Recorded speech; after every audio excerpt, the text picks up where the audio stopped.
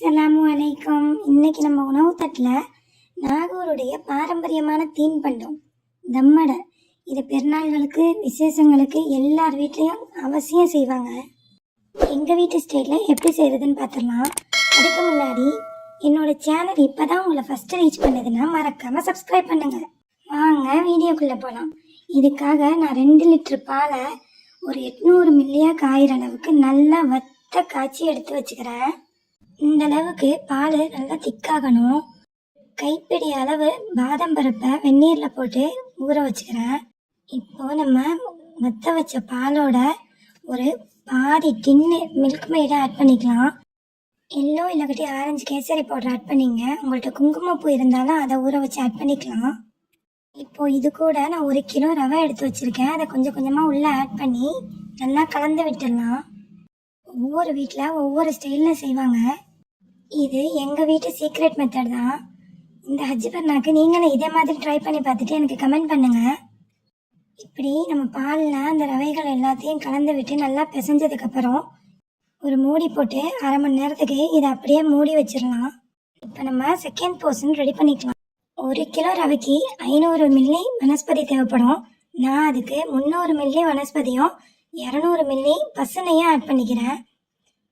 வெறும் பசுனையிலேயே நம்ம செஞ்சோன்னா அது திகட்டும். அதனால் இந்த மாதிரி ட்ரை பண்ணுங்கள். 2 நாட்டுக்கோழி முட்டை ஆட் பண்ணிக்கிறேன். இது கூட 1 கிலோ சீனியை திரித்து வச்சுருக்கேன். இதை சேர்த்து ஆட் பண்ணி நல்லா ஃப்ளஃபி ஆகிற அளவுக்கு கையாலேயே கரைச்சி விட்டுக்கலாம். வாசனைக்காக 1 டேபிள் ஸ்பூன் பன்னீர் ஆட் பண்ணிக்கோங்க.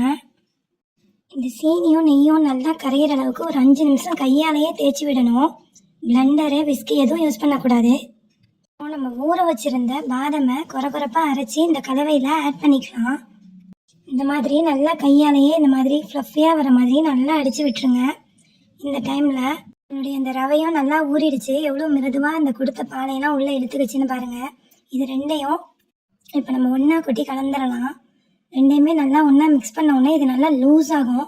ஒரு சூப்பரான ஒரு பேட்டர் ஆகும். இது இந்த மாதிரி நல்லா கலந்ததுக்கப்புறம் நான் ஒரு பேனை 1 கிலோ கொள்கிற அளவுக்குள்ள வட்டின்னு சொல்லுவோம், அது தம்மடை வட்டி. அதை நான் க்ரீஸ் பண்ணி வச்சுருந்தேன். பேட்டர் பார்த்திங்கன்னா இந்த அளவுக்கு கொடகொடன்னு ஒரு கன்சிஸ்டன்சியில் இருக்கணும். அப்புறம் இதை நம்ம இந்த வட்டிக்கு ட்ரான்ஸ்ஃபர் பண்ணிக்கலாம். இதை வந்து விறகடுப்பில் வச்சு தான் வீசி எடுப்பாங்க. இப்போ சமீப காலமாக நாங்கள் அவனில் தான் வைக்கிறது. அவனை 220 டிகிரியில் மேராடு கீராடு ரெண்டையுமே சூடு பண்ணி ப்ரீஹீட் பண்ணியிருக்கேன். இந்த மாதிரி மேலே கேஷ்யூவை வச்சு டெக்கரேட் பண்ணிக்கலாம். வாங்க இதை நம்ம அவனில் வச்சு எடுத்துகிட்டு வந்துடலாம். ரொம்பவுமே ஒரு சூப்பரான ரெசிபி. ரொம்ப பக்குவமாக செய்ய போகும்போதே அதோட டேஸ்ட்டு அப்படியே பாரம்பரியமான சுவையில் கிடச்சிரும். 2 லிட்டர் பால், 1 கிலோ ரவை, 1 கிலோ சீனி, 500 மில்லி வனஸ்பதி தான் இதோட கரெக்டான அளவு. 40 நிமிஷம் இதை பேக் பண்ணி எடுத்துகிட்டு ஒரு கத்தியை விட்டு பார்த்தா கத்தி ஃப்ரீயாக வருது. இந்த மாதிரி உங்களுடைய ஓடிஜி ஓவனை பொறுத்து டைமிங் அட்ஜஸ்ட் பண்ணிக்கோங்க. நம்மளுடைய சூப்பரான நாகூரின் பாரம்பரிய தம்மடை ரெடி ஆயிடுச்சு. இதை நல்லா கூல்டவுன் ஆக விட்டு தான் நம்ம பீஸ் போடணும். அப்போ தான் உங்களுக்கு அழகான பீஸாக எடுக்க வரும். நான் ஓவர் நைட்டு கூல்டவுன் ஆக விட்டுட்டு கட் பண்ணுறேன் பாருங்கள். ஸ்மூத்தாக இருக்குது. இடையில நீங்கள் வந்து நடுவில் உங்களுக்கு ஈரம் இருக்கிற மாதிரி தெரிஞ்சிச்சுன்னா சூடு அடக்கிட்டு ஓவனில் கீ சூடு மட்டும் வச்சு ஒரு 10 நிமிஷம் பேக் பண்ணி எடுத்துக்கோங்க. மேலே வந்து இந்த அளவுக்கு முருகி இருந்தால் போதுமானது. நம்மளுடைய தம்மடை எப்படி கரெக்டான சூட்டோட மேலே கீழே எல்லாம் அழகாக முருவி வந்திருக்குதுன்னு பாருங்கள். வீட்டில் உள்ள குட்டீஸ்லாம் ரொம்ப விரும்பி சாப்பிட்ற ஒரு தீன்பண்டம் இது. அவசியம் ட்ரை பண்ணி பாருங்கள். ரொம்பவுமே ஒரு சிம்பிளான மெத்தட் தான்.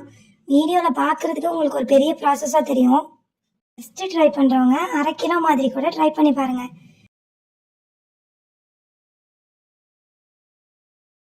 வீடியோ யூஸ்ஃபுல்லாக இருந்தால் ஃப்ரெண்ட்ஸ் அண்ட் ஃபேமிலி கூட ஷேர் பண்ணுங்கள். இன்ஷா அல்லாஹ்.